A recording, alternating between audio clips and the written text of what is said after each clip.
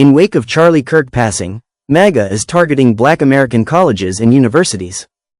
MAGA supporters invaded our HBCU. What is going on over here?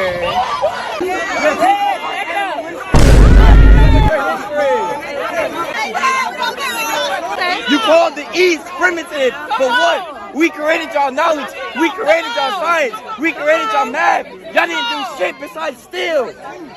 Y'all didn't do anything to your... You guys didn't make shit. You guys touch children. You guys fuck. Showing them the door. We walking them to the door, y'all. I don't even know how they got on campus. We gonna figure that out, but I don't know. They need to get like a trespass, like penalty or something, because. Why come to the HBCU? Why?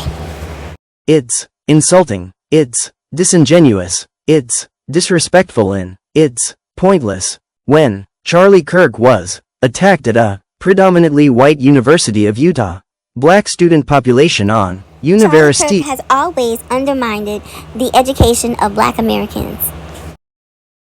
Charlie Kirk stated to his audience that Supreme Court Justice Brown Jackson is a DEI hire. She is only there because she is a Black woman. However, Justice Brown Jackson graduated magna cum laude from Harvard University, and her Senate confirmation was determined by a body of mostly white elected males serving as seated senators and fellow legal experts. Therefore, DEI is not a reasonable argument. It had no relevance in determining her place on the bench of the highest court in the United States and her ability to interpret the law of the Constitution. Another noteworthy Harvard University alumni is that guy right there, former consecutive two-term President Barack Obama. Kirk discovered that it was more profitable to undermine the efforts of hard-working Black people that earned a college degree in a society that has purposely created laws that prohibited Black people from reading for up to 2 generations before slavery emancipated. It would be another 89 years before Black Americans would be able to have access to fair education standards. The landmark case of Topeka versus the Board of Education would finally allow students to gain access to that standard in 1954. That's an additional 3 generations past the emancipation of slavery that Black Americans would have fair and non-segregated schools to attend. The case would be won through many efforts, including little Linda Carroll Brown. At the age of 9, her father attempted to enroll her into the local school and was quickly rejected.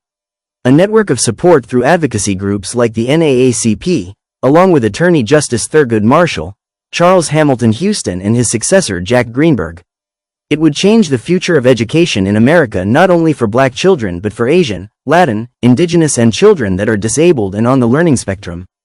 Before schools desegregated, most classrooms were grossly underfunded, lacked materials, and that had lasting impact on the generations to come.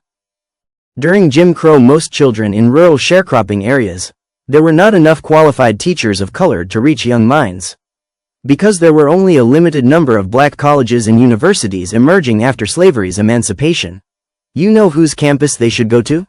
Answer would be Harper College. It is the college that Charlie Kirk dropped his first semester and wrote about his experience in his self-penned book titled The College Scam. He stated on Fox News, while promoting his book, that college was a federally funded scam. Several HBCUs have been on lockdown after terror threats and a lynching since the killing of Charlie Kirk. Travion Trey Reed, a 21-year-old Black Delta State University, found hanging. Malcolm X argued that Black people are targeted because of institutionalized racism, a system of political and economic oppression, and their African identity. He described it as a racist system, controlled by white people at every level of government. He felt the problems facing Black Americans could not be solved by integration alone but through Black nationalism and self-determination. What would be the most concentrated institution of intelligent, self-determined, self-driven, and unified groups of Black people?